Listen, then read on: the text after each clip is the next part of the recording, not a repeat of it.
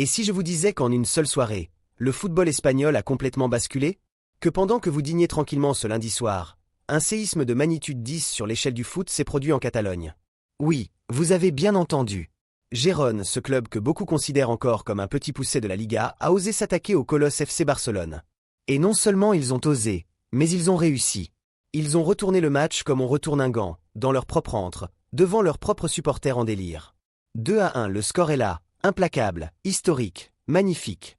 Restez bien avec moi jusqu'à la fin de cette vidéo, parce que ce que je vais vous raconter va vous donner des frissons. Et si vous aimez le football dans toute sa splendeur, sa cruauté et sa magie, ce match était exactement ce que vous attendiez. Avant de plonger dans les détails de cette rencontre, il faut absolument comprendre l'enjeu colossal qui pesait sur les épaules des deux équipes ce lundi soir. Parce qu'on ne parle pas d'un simple match de championnat. On parle d'un derby catalan, d'une confrontation entre deux clubs qui partagent la même région, la même langue, la même passion pour le football, mais qui évoluent dans des galaxies totalement différentes. D'un côté, le FC Barcelone. Le club aux 5 Ligues des Champions, aux 27 titres de Liga, aux stars mondiales. Un club qui, malgré une saison en dents de scie sur le plan financier et institutionnel, reste l'une des formations les plus redoutées d'Europe. Ce soir-là, les Blaugrana avaient une mission précise, une ambition claire, s'emparer de la première place de la Liga. Le Real Madrid trônait en tête du championnat avec 2 points d'avance, et une victoire à Montilivi aurait permis à Barcelone de souffler dans la nuque des Meringues, voire de les dépasser. L'occasion était trop belle pour la laisser passer. De l'autre côté, le Girona FC. Un club de la province catalane, ancré dans une ville de 100 000 habitants, dont le stade Montilivi affiche une capacité modeste de 13 000 spectateurs. Une équipe qui, il y a encore quelques années à peine, se battait pour ne pas descendre en 2e division. Mais depuis l'arrivée du projet City Football Group dans son capital et la montée en puissance de l'entraîneur Michel, Gérone est devenue l'une des équipes les plus intéressantes et les plus courageuses de Liga.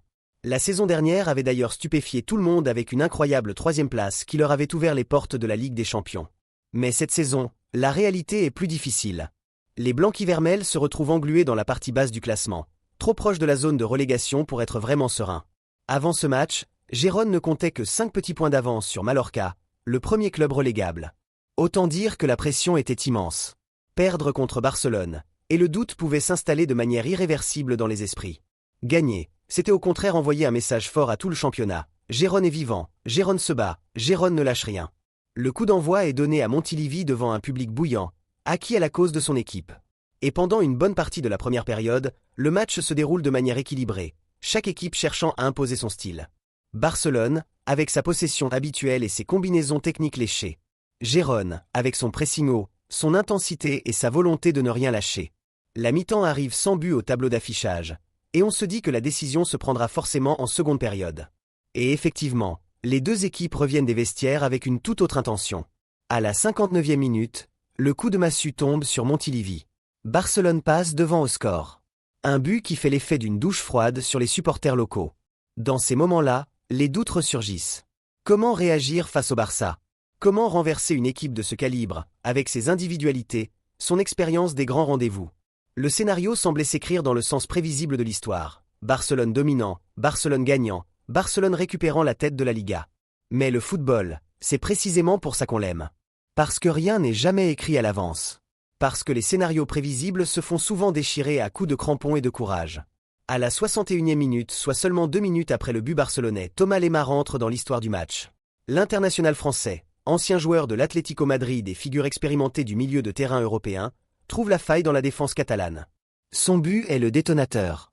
Montilivi explose. L'espoir renaît d'un seul coup. On passe de l'abattement à l'euphorie en 120 secondes. Et c'est là que le match bascule vraiment dans quelque chose d'extraordinaire. Parce que Gérone ne s'est pas contenté d'égaliser pour gérer un nul honorable. Non. Les hommes de Michel ont senti que quelque chose était possible. Ils ont senti la fébrilité dans les jambes barcelonaises, la nervosité dans les transmissions de balles, le doute qui commençait à s'installer dans les têtes des joueurs blaugrana. Et ils ont appuyé, encore et encore, avec une intensité et une générosité qui forçaient l'admiration. Et alors que le match semblait se diriger vers un partage des points, arrive la 86e minute. Fran Beltran, le milieu de terrain espagnol qui incarne à lui seul l'âme combative de ce Girona FC, s'arrache pour envoyer le ballon au fond des filets. Son but est celui de la libération, de la folie collective, de l'exploit consommé. Montilivi ne fait plus qu'un seul cri. Les joueurs s'enlacent. Michel exulte sur le banc. Et les supporters barcelonais, eux, regardent leurs joueurs avec incompréhension et amertume. 2-1, Gérone bat Barcelone. Le derby catalan appartient aux blancs-vermels. Dans une performance collective aussi remarquable, il est difficile de ne citer que quelques noms. Mais certains joueurs ont véritablement fait la différence ce soir-là, et il serait injuste de ne pas les mettre en lumière. Thomas Lemar, d'abord. L'ancien monégasque et colchonero a livré une prestation de très haute tenue. On le sait technique, intelligent dans ses déplacements, capable de produire dans les grands moments. Ce but à la 61e minute, c'est exactement le genre de but qu'on attend d'un joueur de son expérience. Celui qui change tout, celui qui libère une équipe et foudroie l'adversaire au moment le plus inattendu. Lemar est l'homme qui a dit à ses coéquipiers « On peut y croire, on peut gagner ce match ». Fran Beltran, ensuite. Le capitaine de cœur de Gérone, le joueur qui incarne les valeurs du club, le travail, l'humilité, le sacrifice collectif. Son but à la 86e minute est le résultat d'une saison entière de labeur et de conviction.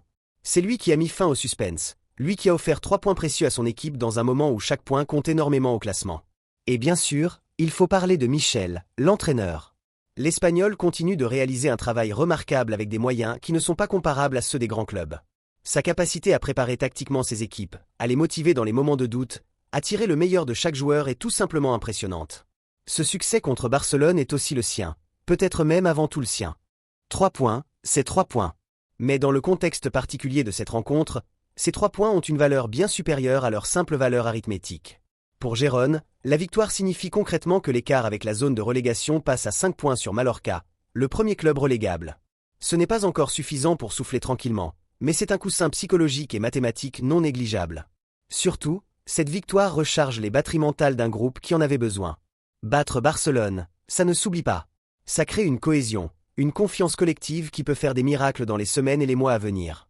Pour Barcelone, en revanche, c'est une double déception. Non seulement les Blaugrana rentrent bredouilles de Montilivi, mais ils ratent l'occasion de dépasser le Real Madrid au classement. Les Merengues conservent leur première place avec 2 points d'avance, et Barcelone doit patienter, remettre les compteurs à zéro, et chercher à rebondir dès le prochain match. La Liga reste un championnat extrêmement serré, et chaque faux pas peut s'avérer très coûteux dans la course au titre. Ce résultat relance également les débats sur la régularité de Barcelone cette saison. Capable du meilleur comme du moins bien, l'équipe entraînée par Flick devra faire preuve de plus de constance et de solidité défensive si elle veut réellement prétendre au titre en fin de saison. Ce match, au-delà des statistiques et des enjeux de classement, nous rappelle une vérité fondamentale que le football nous enseigne semaine après semaine. Ce sport est le plus beau, le plus imprévisible, le plus humain de tous les sports collectifs. Gérone n'est pas Barcelone. Gérone n'a pas le budget de Barcelone, ni la renommée mondiale, ni les stars planétaires. Mais Gérone a quelque chose que l'argent ne peut pas acheter. Une identité, une âme, un collectif soudé autour d'un projet et d'un homme. Et ce soir-là, à Montilivi, cet ADN particulier a fait la différence. Les 13 000 spectateurs présents dans le stade ont vécu quelque chose d'exceptionnel. Ils ont vu leur équipe mener, douter peut-être une fraction de seconde, puis se relever avec une énergie et une détermination qui forçaient le respect. Ce sont ces moments-là que les supporters gravent dans leur mémoire pour toujours. Ces moments-là qui font qu'on aime le football avec une passion que rien d'autre ne peut remplacer. Et quelque part, ce résultat est aussi une leçon pour les grandes équipes. Une leçon d'humilité. Barcelone, avec tout son talent et toute sa superbe, a été pris en défaut par une équipe qui avait plus de cœur, plus de détermination et plus de faim ce soir-là. Le foot ne se joue pas sur papier. Il se joue sur le terrain, avec des jambes et des tripes. Voilà, vous savez maintenant tout sur ce derby catalan fou qui restera gravé dans les mémoires de tous les amateurs de football espagnol. Un match renversant, un exploit retentissant, une soirée magique pour le Girona FC et ses supporters. Si cette vidéo vous a plu, si vous avez apprécié cette analyse complète et détaillée, alors faites-le moi savoir de la manière la plus simple qui soit. Appuyez sur le pouce bleu juste en dessous, et abonnez-vous à la chaîne si ce n'est pas encore fait. Chaque like, chaque abonnement est un signal fort qui m'indique que vous voulez plus de contenu comme celui-ci. Et croyez-moi, ça me motive énormément à continuer à vous proposer les meilleures analyses du football mondial. Dites-moi en commentaire ce que vous avez pensé de ce match. Avez-vous été surpris par ce résultat? Pensez-vous que Barcelone peut encore remporter la Liga cette saison malgré ce revers? Et selon vous, Gérone peut-il vraiment se maintenir en Primera Division? Je lis tous vos commentaires et j'essaie de répondre à un maximum d'entre vous. La prochaine vidéo arrive très bientôt avec d'autres analyses et d'autres actualités footballistiques qui vont vous passionner. En attendant, prenez soin de vous, continuez à vivre le foot avec passion, et rappelez-vous, le football, c'est précisément parce qu'il est imprévisible qu'il est éternel. À très vite.